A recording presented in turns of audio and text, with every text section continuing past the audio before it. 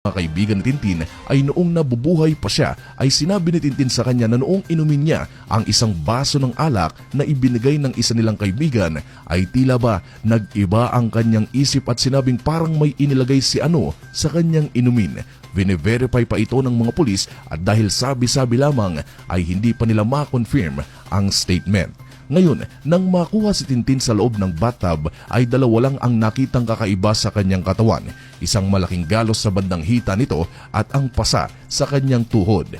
Now, hindi alam ng mga pulis kung ano ang dahilan ng galos na ito. Maaaring kuko, sa ballpen o sa kung anumang bagay na matulis.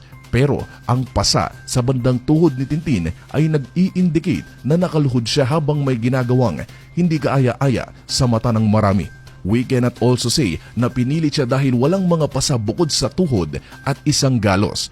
Pero isa lang ang maaaring eksplanasyon dito kung bakit hindi siya nanlaban. Ito ay nagawa ni Tintin dahil sa kung anumang bagay na inilagay kung totoo man sa kanyang inumin. Sa mga hindi nakakaalam ay mayroon talagang mga bagay o gamot na pag inihalo sa iyong inumin ng kung sino man, babae o lalaki ay makakaramdam ka ng init ng katawan at mawawala ka sa wisyo. Tipong ang lahat na lang ay gagawin mo, lahat na lang ay gagawin niya nang hindi nag-iisip at most likely ganoon ang nangyari kaya wala tayong makitang kung anumang panlalaban mula kay Tintin. Basically, in layman's term ay binetchin siya.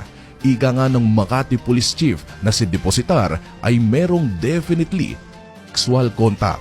Now, after all it was said and done, gusto ko lang ding i-address ito tulad ng mga nakaraang issue tungkol sa mga pulis ay marami ang nagsasabing wag naman nating lahatin ang mga pulis. Same goes to this incident, wag naman nating lahatin ang mga lalaki.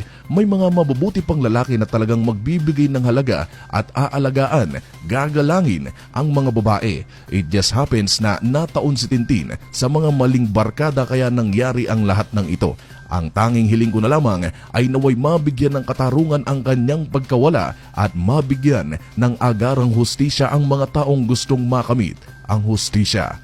Maraming salamat sa walang sawang suporta and as always, thank you so much for watching. Goodbye.